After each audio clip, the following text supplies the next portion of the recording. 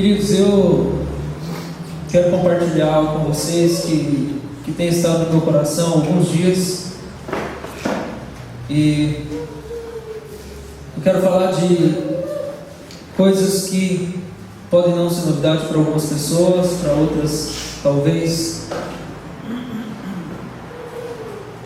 Eu tenho pensado muito sobre o que nos move no nosso relacionamento com Deus, o que move a gente, por que é que nós nos importamos com Deus, nos interessamos com Deus, por que é que nós estamos aqui nessa manhã, por que é que você levantou hoje para vir aqui, ter esse momento, se você orou hoje, por que você orou hoje, se ontem você orou, se ontem você pensou no Senhor, por que é que você fez isso?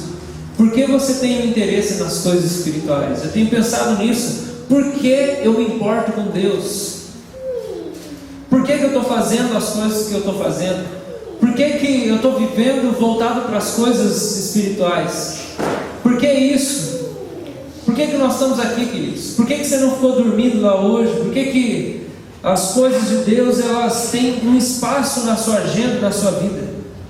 E movido por isso, do porquê nós estamos nos relacionando com Deus, e pensando que podem existir motivações santas, genuínas, ou podem existir motivações que de maneira nenhuma procedem da parte de Deus. Eu quero refletir com vocês sobre um tema que eu inventei, e o tema dessa manhã se chama a onipatia de Deus. A onipatia de Deus, o subtítulo é a importância de um Deus encarnado para a santificação. E com isso eu quero ler 1 João, capítulo 1, do verso 1 até o verso 4.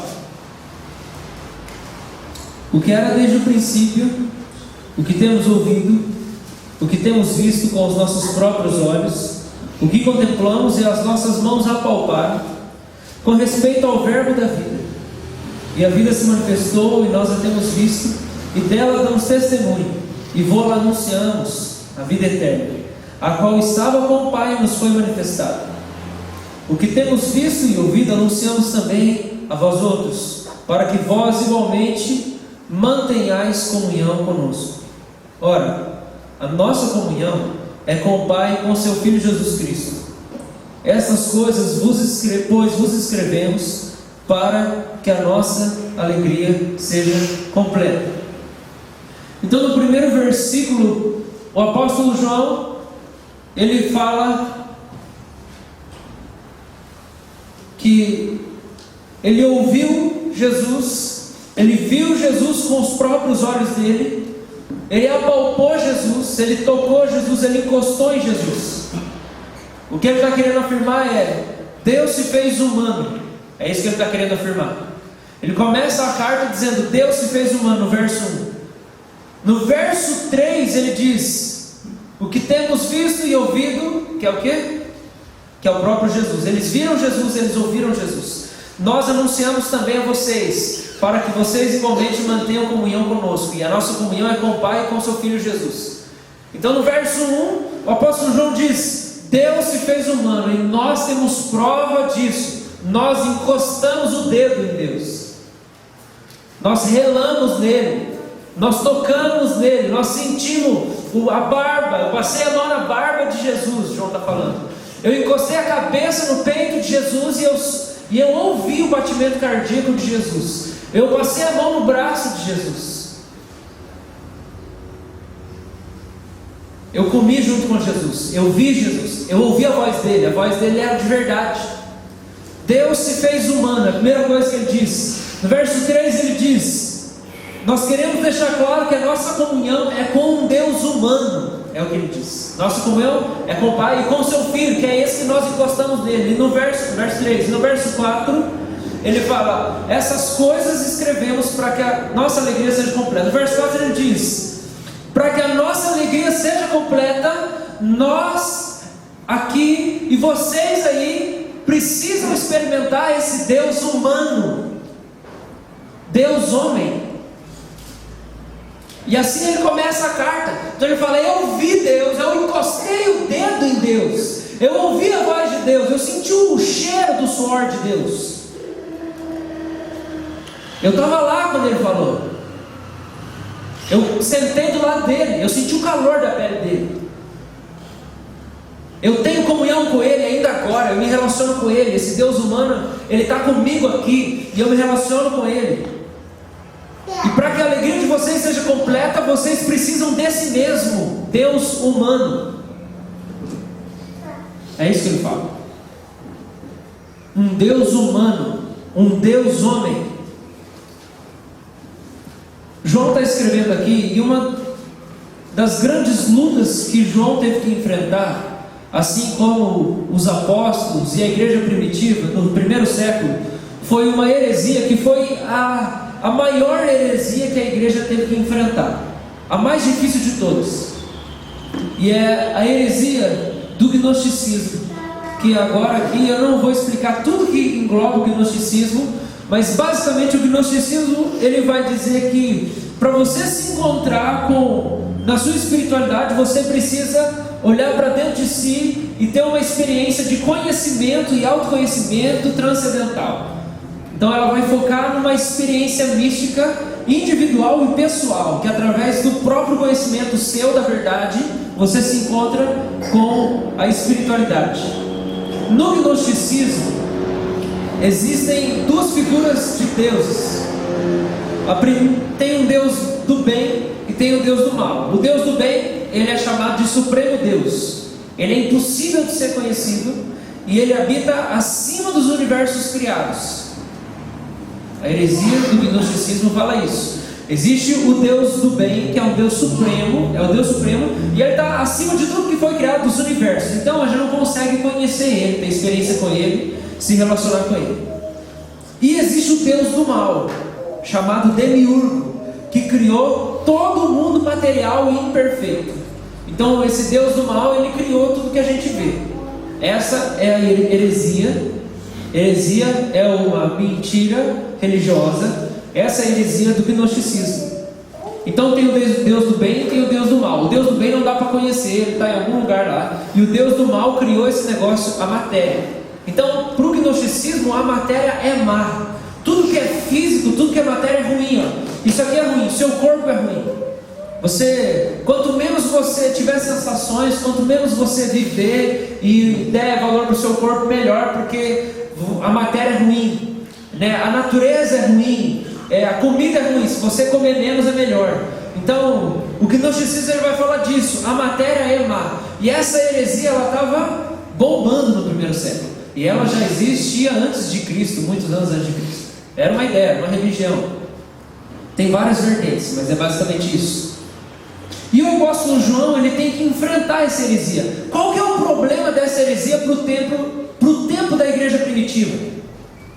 O problema dessa heresia para o tempo da igreja primitiva é que se toda a matéria, tudo que é físico é ruim, porque foi o Deus mau que criou, então Jesus não encarnou se ele é Deus.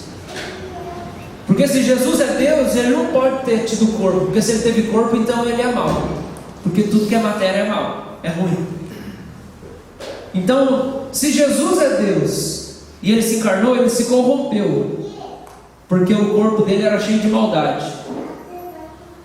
Então, qual que é o problema primário dessa heresia? O problema primário dessa heresia é essa. Se toda a matéria é ruim, esse é o gnosticismo, toda a matéria é ruim, tudo que é físico é ruim, Jesus não pode ter sido Deus. Ou se ele foi Deus, ele não encarnou de verdade, ele era meio que uma alma penada. Ele aparecia aí, mas ele era meio que uma visão. Então a igreja tem que lidar com isso. Por quê? Porque aí o povo não crê em Jesus. Mas qual que é o problema de Jesus não ter encarnado? Talvez você pense assim, tá, mas pastor, qual que é o problema? Se Jesus não encarnou, qual que é o problema? Queridos, o problema é muito simples. Se Jesus não encarnou e ele não teve um corpo físico, então ele não morreu. Porque é só um corpo que vai morrer. E se Jesus não morreu, ele não ressuscitou.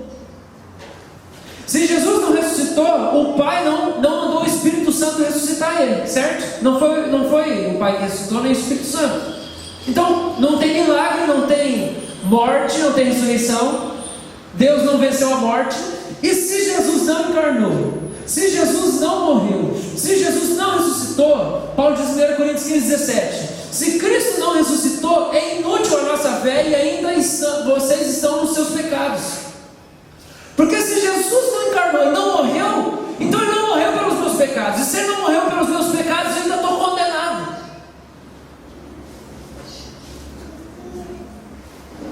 Então ninguém tem a vida eterna. Isso aqui tudo é uma mentira e nós vivemos para nada.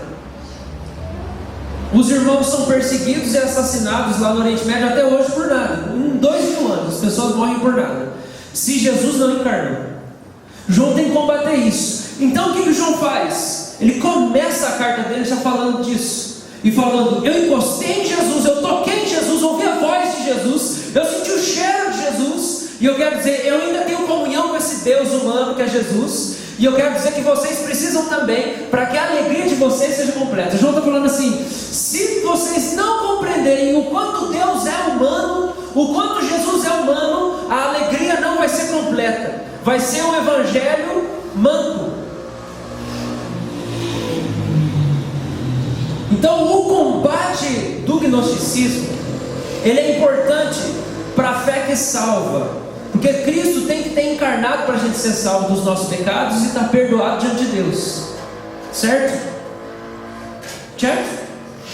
Mas eu quero defender aqui nessa manhã a ideia de que a encarnação de Cristo não é importante só para a nossa salvação. Porque se Cristo morreu por nós, então nós estamos salvos, perdoados dos nossos pecados. Não só por isso. Mas eu quero defender a ideia de que a encarnação de Cristo, a encarnação completa de Cristo, a pessoa de Jesus, a segunda pessoa da Trindade, Ele encarnou perfeitamente, integralmente, completamente. Ele encarnou de verdade, Ele teve um corpo de verdade, Ele andou de verdade, Ele comeu de verdade.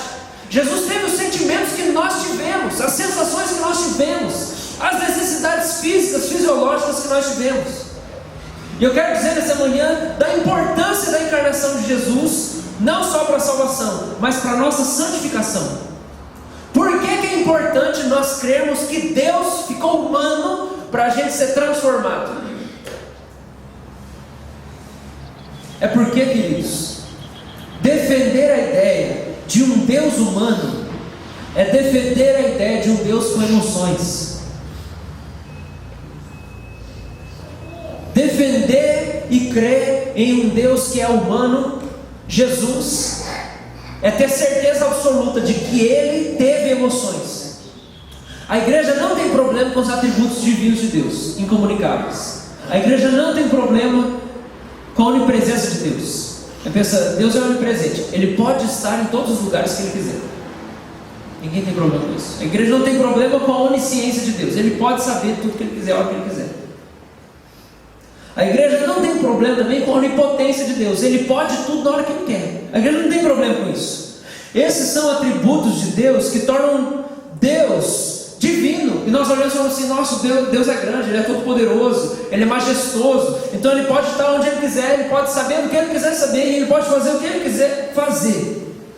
Mas esses atributos não tornam Deus humano, nem próximo de nós. Porque quando nós pensamos no alguém que sabe de tudo, que pode tudo, e que está em todo lugar, nós pensamos, então assim, eu nem sei quem que é, nem nunca vou saber, porque ele está em algum lugar aí. Esses atributos divinos de Deus que a igreja exalta tanto não tornam Deus humano, nem aproximam Deus de nós. Então eu quero defender aqui a ideia da onipatia de Deus, que vem, que eu nunca ouvi essa expressão, mas eu inventei ela. Quem sabe alguém já inventou de mim.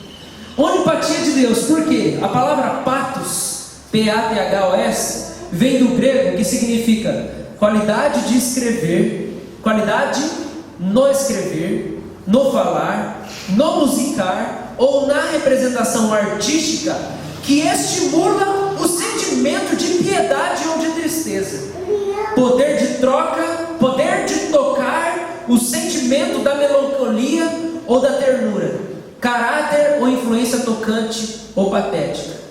O que é o patos? É a capacidade de você gerar emoção em alguém. É a capacidade de você gerar sentimento em alguém.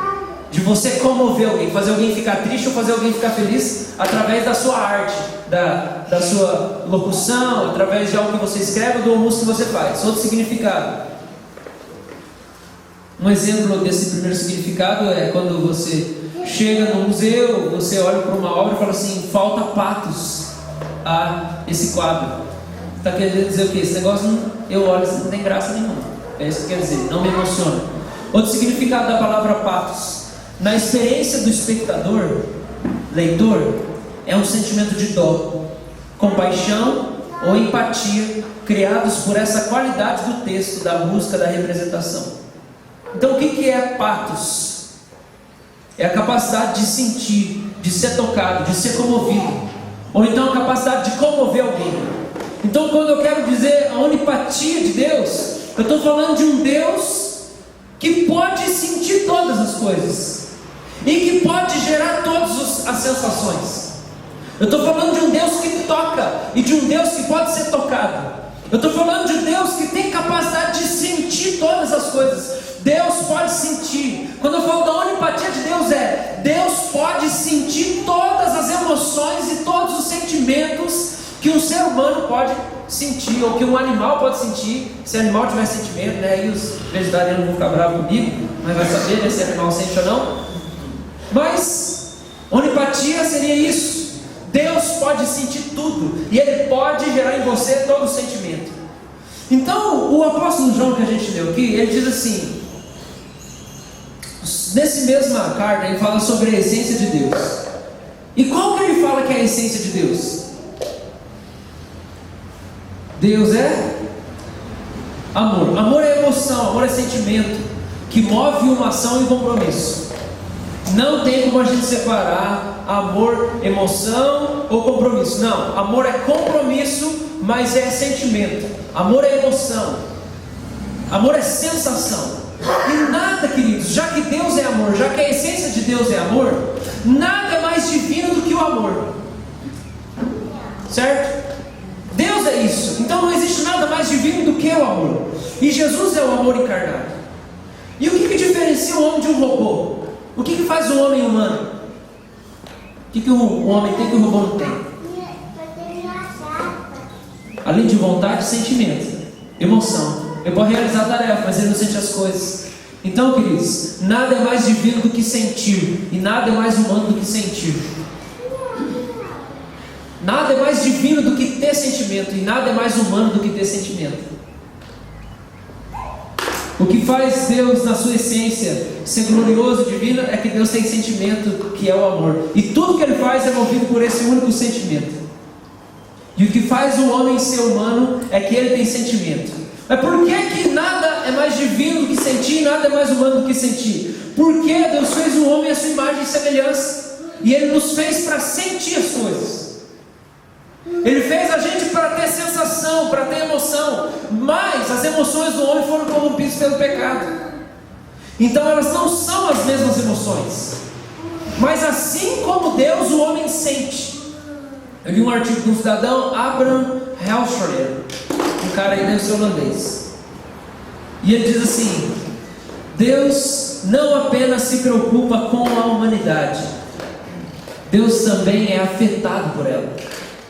Ou seja, o Deus bíblico é um Deus fático, afetado pelos eventos do mundo e reagente a tais afeições.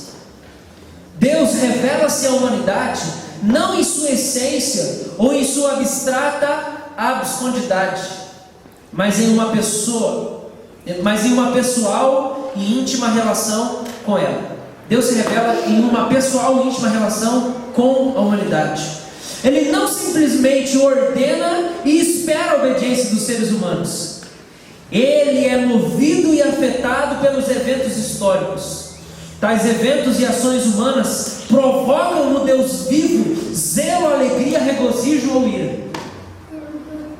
O nosso Deus é um Deus que sente as coisas.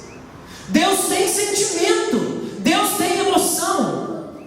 A palavra patos, que dá origem à palavra apatia, de doença, então você vai ver um monte de doença que tem empatia no final, como que é?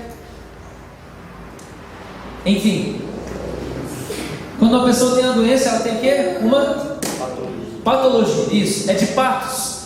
Mas o que é isso? É uma paixão, é um sentimento, é uma emoção que te leva até o sofrimento. Porque é um sentimento de paixão que pode até ser misturado com o sofrimento. Queridos, o nosso Deus é um Deus assim.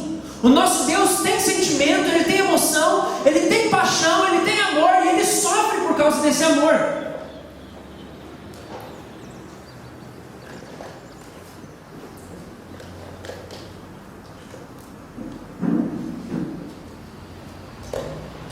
Deus não simplesmente ordena e espera a obediência dos seres humanos. Ele é movido e afetado pelos eventos históricos. Tais eventos e ações humanas provocam no Deus vivo zelo, alegria, regozijo ou ira. A gente tem medo de falar que Deus tem emoção, porque parece que Deus deixa de ser Deus na hora que a gente fala que Deus tem emoção. A gente falar que Deus é afetado por nós, parece assim, não, então Deus não sabe o que Ele quer. Não, não é isso. É que a gente está bem convicto de que Deus sabe o que Ele quer. A gente está bem convicto de todo o seu poder, de toda a sua grandeza. Mas nós transformamos o nosso Deus num robô, onde Ele faz as coisas porque Ele tem que fazer, não porque Ele sente alguma coisa. Então quando você vai lá e pensa no perdão de pecado, você chega lá, se arrepende, me arrependo. Chega lá, Senhor, me perdoa. Na cabeça da gente, a minha impressão é que Deus vai lá, então tá bom. E aí mexe um bracinho mecânico, pega o pecado. Pronto, você não está mais com o pecado. A minha impressão é que nós vemos Deus como se Ele não sentisse nada por nós. E que Ele faz tudo porque é o papel dele, né? Essa é a profissão dele, é ser Deus. Então Ele tem que fazer esse negócio aí. Ele escreveu a Bíblia e Ele tem que suportar a gente. E é difícil para a gente perceber as perfeições das emoções vivas de Deus, em harmonia com a perfeição das suas obras. Mas foram as emoções de Deus, queridos, presta atenção, foram as emoções de Deus que o moveram, as emoções que o moveram para criar o homem e para salvar o homem. As suas emoções, de maneira que nós não conseguimos fazer, as emoções de Deus não corromperam o seu caráter justo e honesto, porque Ele é perfeito, e isso jamais poderia acontecer, porque Deus nunca vai pecar, e as emoções de Deus nunca vão estar diferentes da vontade de Deus e da justiça. Então Deus, Ele é cheio de emoção, e ao mesmo tempo Ele é cheio de justiça e honestidade, porque Ele só sente o que é bom e perfeito. Mas o fato é, Deus sente. As emoções de Deus jamais serão impuras, e Deus jamais vai pecar. Vamos abrir Oséias 11 para a gente ver isso.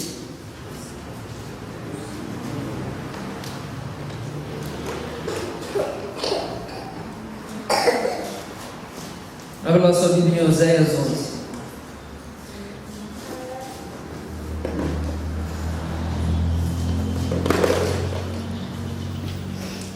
Oséias 11, versículo 8.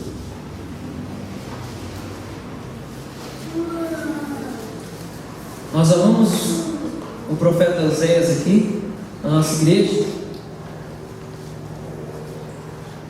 Parte disso é por causa do Cleito. O pai dele chama Oséias.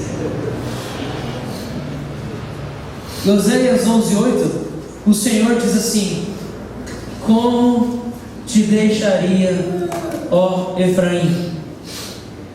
Como te entregaria, ó Israel? Como te faria como Admá?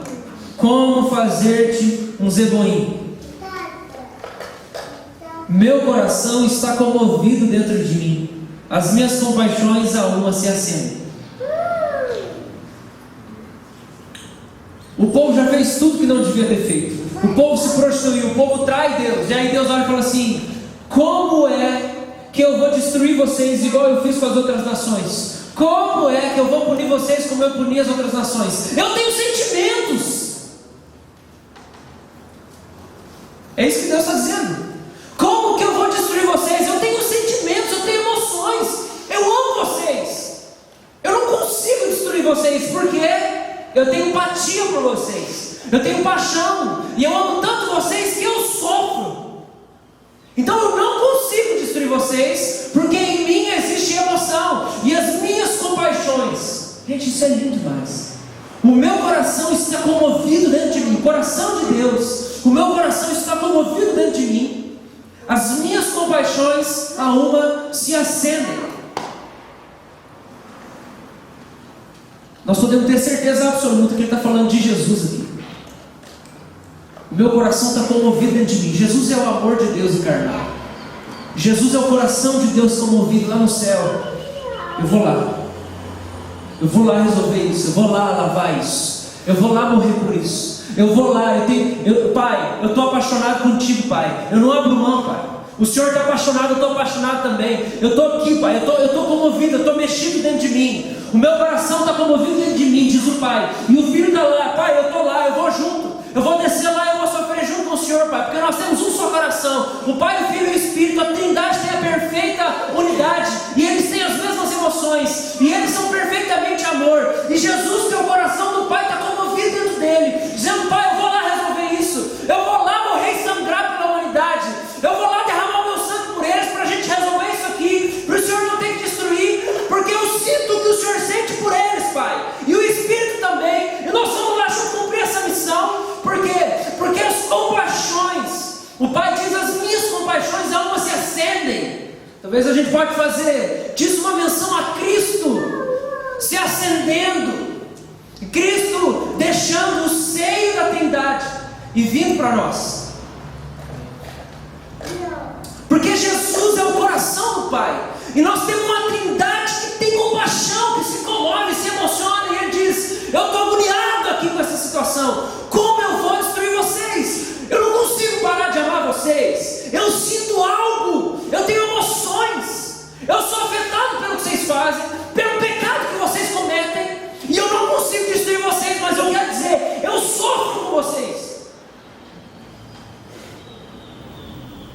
Então quando a gente olha para um Deus que tem misericórdia de nós temos que entender que Ele está dizendo, eu não destruo vocês, apesar da minha onipotência, apesar de todo o meu poder, apesar de vocês merecerem, mas eu quero dizer, eu quero deixar muito claro aqui, que eu estou suportando vocês, porque eu amo vocês, eu estou tolerando o pecado de vocês, mas eu sofro quando vocês pecam, porque eu tenho sentimentos. Eu sou um Deus que sofre. Eu sou um Deus que sente. Eu sou afetado por aquilo que vocês fazem.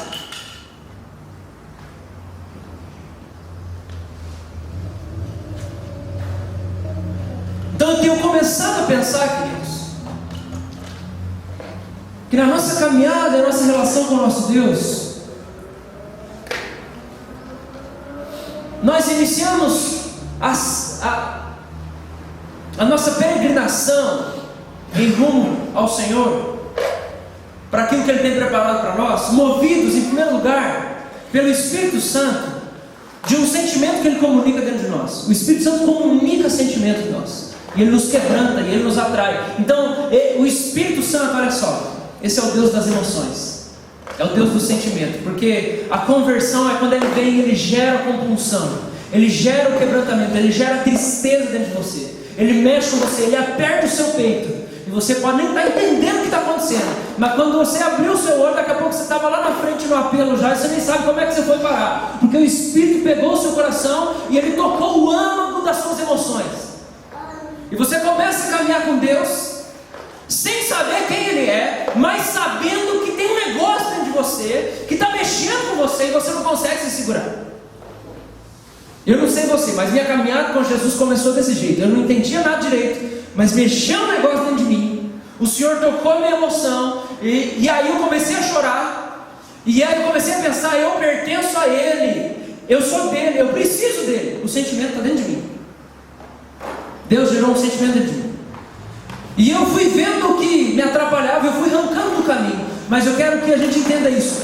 Tudo que é feito no começo da nossa caminhada não é feito puramente por amor a Ele, mas é porque tem um sentimento aqui dentro de mim. E ao longo dessa caminhada com o Senhor, nós temos momentos onde nós paramos de sentir as coisas. E na hora que nós paramos de sentir as coisas, eu vou falar mais sobre isso à noite, é que nós começamos a descobrir que Ele também sente as coisas, porque nós somos tão egoístas, que nós somos tão possuídos pelas nossas emoções, até as emoções divinas, que nós não estamos nem aí com o que Deus sente. Nós só queremos sentir Ele, e dane-se Ele, porque eu quero estar bem. Então eu vivo em função das emoções que Deus pode gerar dentro de mim, mas eu não me importo com as emoções que Ele tem dentro do coração dele, porque o que me importa é me relacionar com Deus, que faz eu me sentir em paz. Mas não existe a maturidade, a disposição para perguntar: Pai, o que o Senhor sente? O que o Senhor está sentindo? Eu quero saber, porque eu me importo com você, assim como o Senhor se importou comigo em primeiro lugar. E as suas compaixões se despertaram a uma só na minha direção. Eu não tenho capacidade de fazer isso no começo. Eu só quero que Deus tenha misericórdia. Deus tem misericórdia. Deus, vem. Na verdade, eu nem sei o que é misericórdia, porque se eu olho para Deus como alguém que não sente, eu não consigo achar que Ele sente alguma coisa. Então eu não entendo que Ele tem misericórdia, porque misericórdia é sentimento. Então eu olho para Deus como alguém que pode me proporcionar e me fazer sentir, mas não numa posição de alguém que chega e fala: Senhor, o que o Senhor está sentindo? Eu quero me envolver com os sentimentos do teu coração, porque o Senhor sente.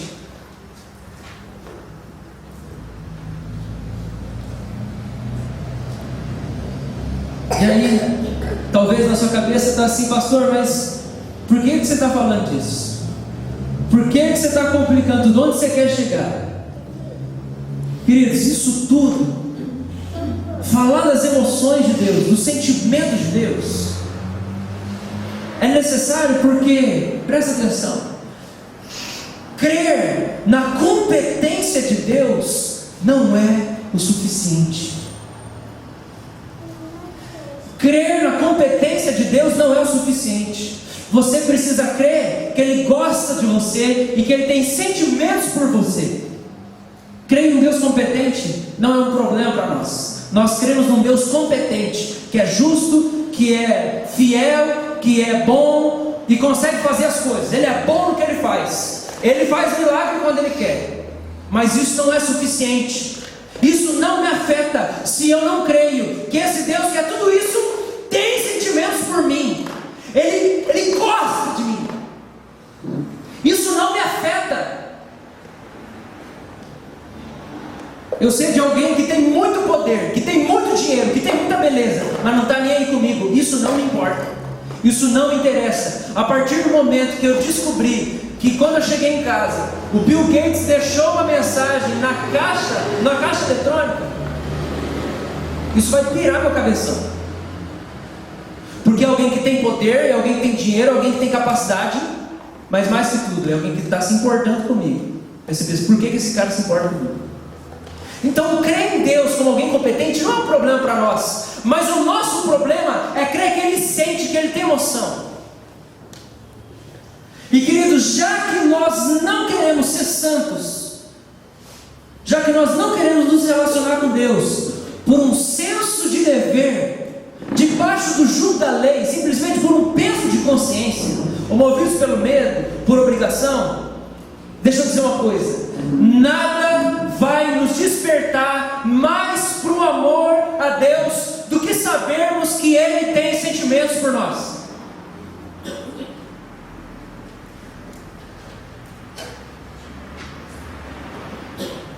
Porque duas coisas vão fazer você se interessar por alguém. Vão fazer você se importar com a opinião de uma pessoa. Duas possibilidades. Ou essa pessoa pode acabar com você, e aí você quer saber dela porque você tem medo dela. Ou essa pessoa pode te proporcionar algo bom, e aí você se interessa porque você quer receber. Ou é medo, ou é desejo. E já que nós jogamos fora o jugo da lei, e já que nós jogamos fora todo o sentimento de opressão, e nós falamos que nós não vamos mais nos relacionar com Deus por medo dele, ou porque Ele vai nos punir, porque a punição já foi dada em Jesus, então o que vai nos mover para Deus, queridos? A única coisa que vai nos mover para Deus,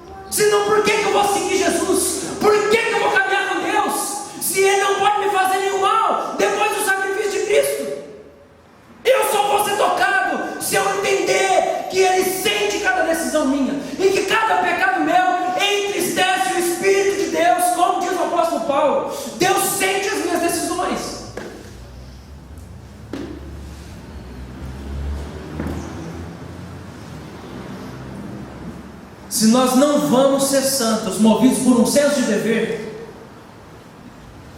nada vai nos despertar mais para a santidade do que sabermos que Ele tem sentimentos por nós.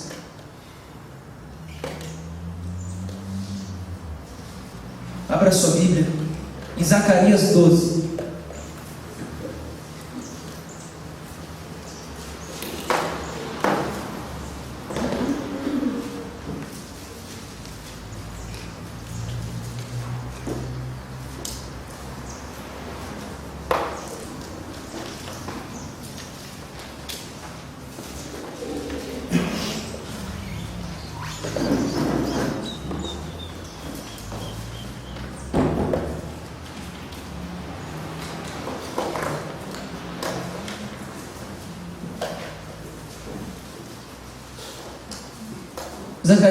Zacarias 12, 10.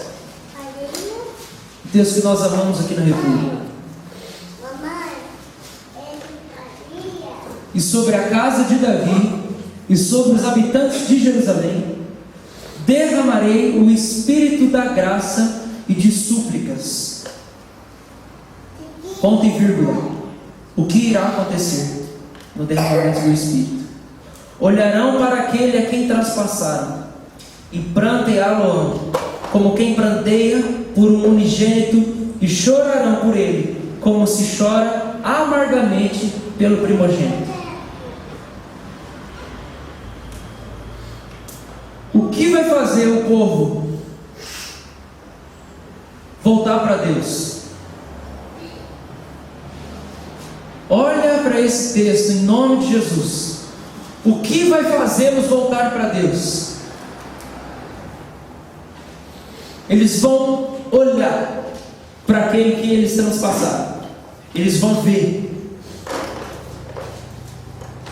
E aí eles vão, o que eles vão constatar? Eles vão constatar: Deus sofre. Na hora que eles olharem para Cristo que foi traspassado na cruz, eles vão constatar: Deus sofre.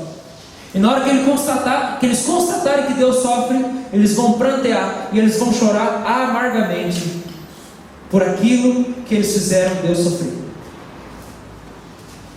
Queridos, se nós não temos mais medo de Deus, então por que é que nós vamos nos relacionar com Ele? Por que é que nós vamos buscar a santidade?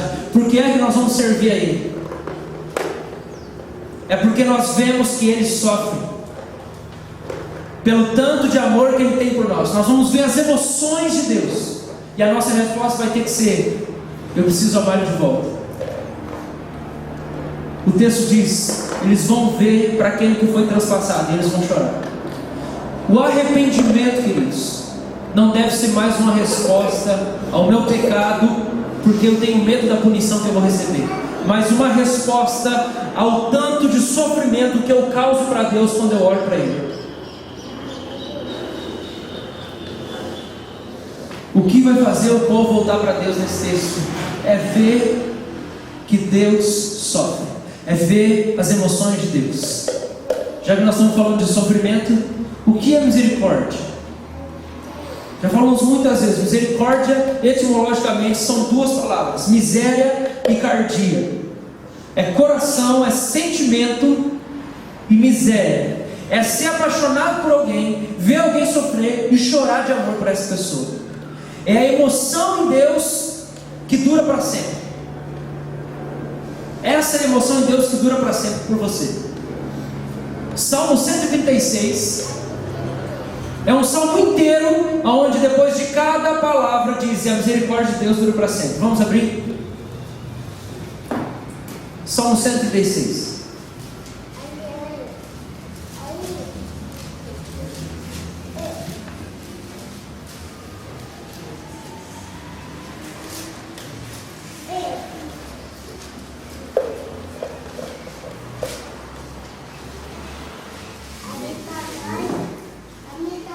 Dê graças ao Senhor porque Ele é bom, porque a sua misericórdia dura para sempre. Vamos lembrar que a misericórdia é um sentimento de paixão tão intensa que leva ao sofrimento. Você deve ter tido misericórdia de pelo menos uma pessoa na sua vida, Pelo menos uma vez na vida você deve ter tido misericórdia. Você deve ter sofrido quando você viu alguém sofrendo. Você já viu sua mãe apanhando? Você já viu seu irmão apanhando? Você já viu alguém sofrendo de doença, de enfermidade até a morte? Isso é misericórdia. Foi o que você sentiu quando você viu alguém que ama sofrendo. É o que o Lucas sentia quando meu pai começava a me bater. Quando meu pai começava a me bater, eu era pequeno e o Lucas começava a chorar. É o sentimento de misericórdia. Eu amo meu irmão, não bate no meu irmão. Salmo 136 está dizendo que Deus tem essa emoção, Deus tem esse sentimento. Ele ama. Presta atenção aqui, antes da gente ler o salmo. Se a misericórdia de Deus dura para sempre, isso significa que Deus não vai descansar até o nosso sofrimento acabar. Deus não teve descanso em mais de 5.000 anos de humanidade, porque em 5.000 anos de humanidade, todos os dias Ele sofre de amor pela humanidade. Todos os dias Ele sofre, porque a misericórdia de Deus está viva todos os dias. Então, com todo que sofre, Deus sofre. Por 5.000 anos, Deus está sentindo a dor que o pecado gerou no homem. Deus não vai ter descanso até Ele retornar, até Cristo retornar. Não vai ter descanso para o Senhor. Salmo 136. Rendei graça ao Senhor, porque Ele é bom, porque a sua misericórdia dura para sempre. Rendei graças ao Deus dos deuses, porque a sua misericórdia dura para sempre. Rendei graças ao Senhor dos senhores, porque a sua misericórdia dura para sempre. Ao único que opera grandes maravilhas, porque a sua misericórdia dura para sempre. Aquele que com entendimento fez os céus, porque a sua misericórdia dura para sempre. Aquele que estendeu a terra sobre as águas, porque a sua misericórdia dura para sempre. Aquele que fez os grandes luminares, porque a sua misericórdia dura para sempre. O sol para presidir o dia, porque a sua misericórdia dura para sempre. A lua e as estrelas para presidirem a noite, porque a sua misericórdia dura para sempre. Aquele que feriu o Egito nos seus primogênitos, porque a sua misericórdia dura para sempre. E tirou a Israel do meio deles, porque a sua misericórdia dura para sempre. Com mão poderosa e braço estendido, porque a sua misericórdia dura para sempre. Aquele que separou em duas partes o mar vermelho, porque a sua misericórdia dura para sempre. E por entre elas fez passar a Israel, porque a sua misericórdia dura para sempre. Mas precipitou no mar vermelho a Faraó e ao seu exército, porque a sua misericórdia dura para sempre. Aquele que conduziu o seu povo pelo deserto, porque a sua misericórdia dura para sempre. Aquele que feriu grandes reis, porque a sua misericórdia dura para sempre. E tirou a vida a famosos reis, porque a sua misericórdia dura para sempre. A Seom, rei dos amorreus, porque a sua misericórdia dura para sempre. E a Og, rei de Bazã, porque a sua misericórdia dura para sempre. Cujas terras deu em herança, porque a sua misericórdia dura para sempre. Em herança a Israel, seu servo, porque a sua misericórdia dura para sempre. A quem se lembrou de nós em nosso abatimento, porque a sua misericórdia dura para sempre. E nos libertou dos nossos adversários, porque a sua misericórdia dura para sempre. E dá alimento a toda a carne, porque a sua misericórdia dura para sempre. Ó, tributai louvores ao Deus dos céus, porque a sua misericórdia dura para sempre. Deus tem emoções, e é por isso que Ele vem ao nosso encontro. É por isso que Ele nos busca. É por isso que Ele nos toca. É por isso que Ele nos chama. É por isso que Ele nos atrai. É por isso que Ele manda o Seu Filho para morrer por nós. É por isso que Ele manda o Seu Espírito para nos convencer do nosso pecado e nos conduzir de volta a Ele. É porque Ele tem emoções. Deus tem sentimento. O nosso Pai, o Pai do Senhor Jesus Cristo, Ele tem sentimentos. É por isso que Ele te livra no teu abatimento, porque Ele tem sentimento, e Ele sente o que você sente, e Ele sofre com você. É por isso que Ele te livra quando você está oprimido, quando você tem pesadelo, quando você tem problemas, porque Ele sente o que você sente. Ele tem misericórdia de você. Ele consegue ter empatia, Ele consegue puxar os teus sentimentos para dentro dele, porque Ele sente. É a onipatia de Deus, a capacidade de sentir todas as coisas que nós podemos experimentar e sentir, e pode nos comover e nos emocionar durante a nossa vida. É por isso que nós podemos orar para Deus quando não tem nada legal. É por isso que nós podemos orar quando nós estamos decepcionados. É por isso que nós podemos correr para Ele quando nós somos frustrados. É por isso que nós podemos ir para Ele quando nós nos sentimos abandonados e sozinhos e deixados de lado, porque Ele sente o que nós sentimos exatamente naquele momento de dor e de aflição.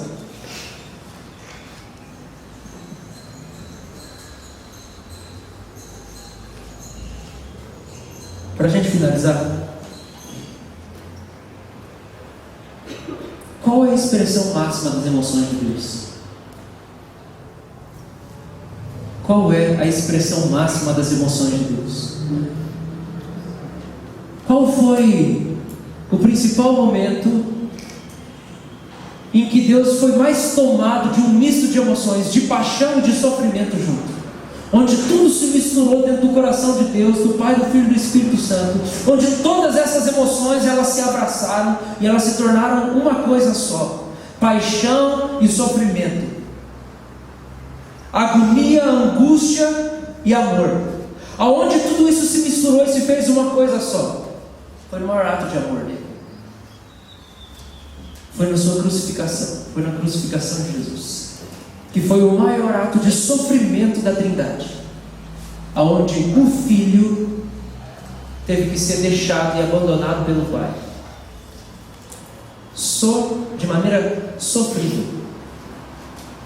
E aquele momento, o que movia o Pai para abandonar o Filho na cruz, e o que movia o Filho para continuar na cruz, era uma só coisa: Ele estava apaixonado por nós. Por isso que a gente chama a paixão de Cristo. É porque Ele estava loucamente apaixonado por nós. E foi essa paixão dele que fez Ele sofrer como Ele nunca teve que sofrer antes. Talvez aqui você pode tirar uma lição de você. Nada vai te sofrer tanto quanto aquilo que você mais ama. Espero que seja o próprio Deus. Porque cada sofrimento em nome dele vai ser transformado num texto de glória. E vai ter sua recompensa. Mas para a gente finalizar, eu quero ler Hebreus 4.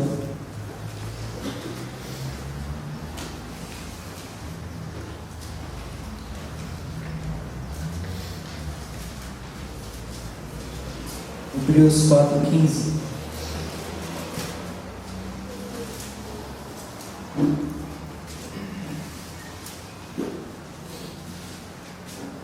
O maior momento de emoção para Deus, o momento mais emocionante até então, creio eu, foi a crucificação de Jesus. Mas talvez a glória eterna vai ser muito maior. Eu não sei.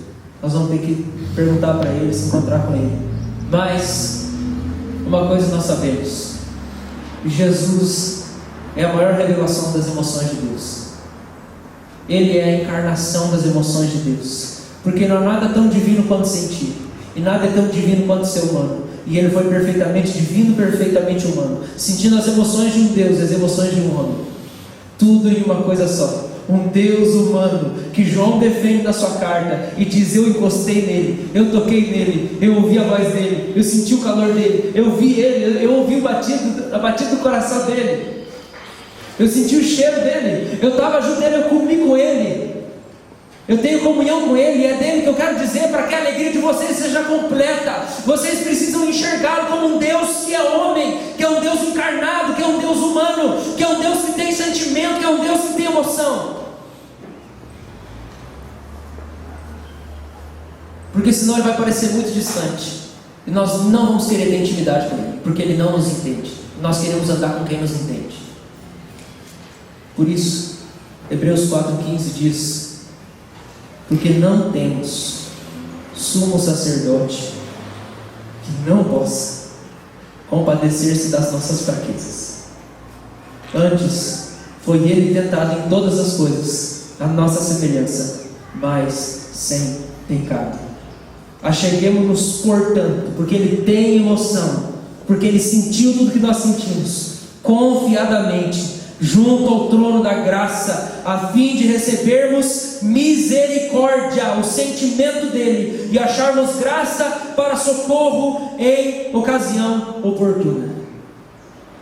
Nós não temos um sumo sacerdote que não possa sentir o nosso sofrimento na hora da nossa fraqueza, porque ele foi tentado em todas as coisas, do mesmo jeito que nós, só que ele não pecou, mas ele sabe o que é ser tentado o tempo inteiro pelo diabo. Então quando você é tentado e você cai, ele sabe que você não devia cair, mas ele estende o braço, porque ele sabe como é difícil lutar contra as tentações, e ele se compadece, e ele te entende. E aí o versículo seguinte diz: por isso vamos nos achegar confiadamente junto do trono da graça para recebermos a misericórdia, porque ele está sentindo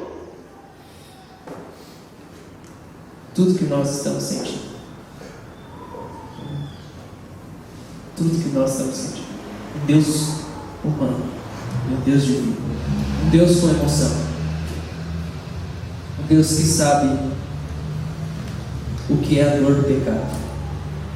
Talvez você pense assim: mas Jesus nunca encheu a cara, então ele não sabe como eu fico quando eu faço isso. Jesus nunca fornicou, então ele não sabe como eu fico quando eu faço isso. Jesus nunca xingou, nunca brigou, Jesus nunca roubou, então ele não sabe qual é a consequência do pecado. Ele não sabe como eu me sinto agoniado depois que eu cometo o pecado, porque ele nunca cometeu. O que ele fez na cruz? Querido, o que ele fez na cruz, se não foi receber toda a consequência do pecado que ele não cometeu? Ele resistiu a toda tentação, e em paga ele teve o sentimento de abandono e de angústia e de agonia do Salmo 51.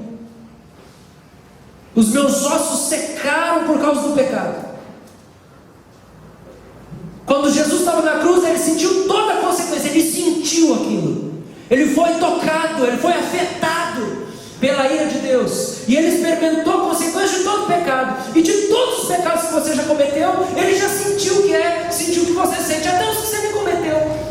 Talvez você nunca matou ninguém, mas ele sentiu o peso dos assassinatos de Paulo naquele momento. Ele sentiu o que Paulo sentia, e muito mais, na hora que ele matava alguém. Então eu quero dizer que todas as vezes que você é tentado, ele sente o que você sente. Todas as vezes que você sofre, ele sente, sabe o que é o sofrimento. E todas as vezes que você peca, ele sabe qual é o sentimento de estar em pecado. Porque na cruz é como se ele tivesse cometido os pecados de toda a humanidade, e ele sentiu as consequências do pecado.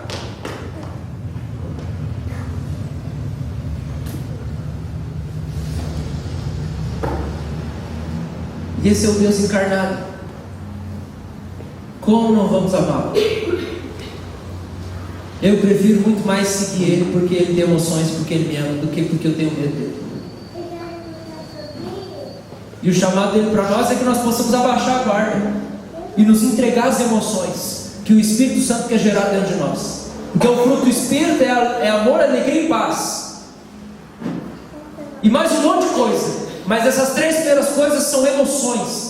Amor é emoção, alegria é emoção, paz é emoção. E todo o comportamento de vida santa vai ser construído em cima dessas três emoções. Então se você não deixar o Espírito gerar em você emoções santas, você jamais vai amá-lo, você jamais vai servi-lo, você jamais vai aprender a tocar o coração dele e viver em resposta a tudo isso que ele é. E tudo isso que ele é para você e para mim.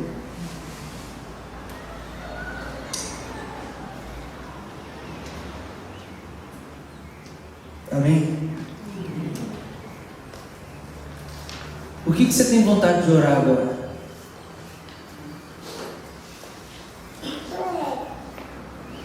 À noite eu vou falar sobre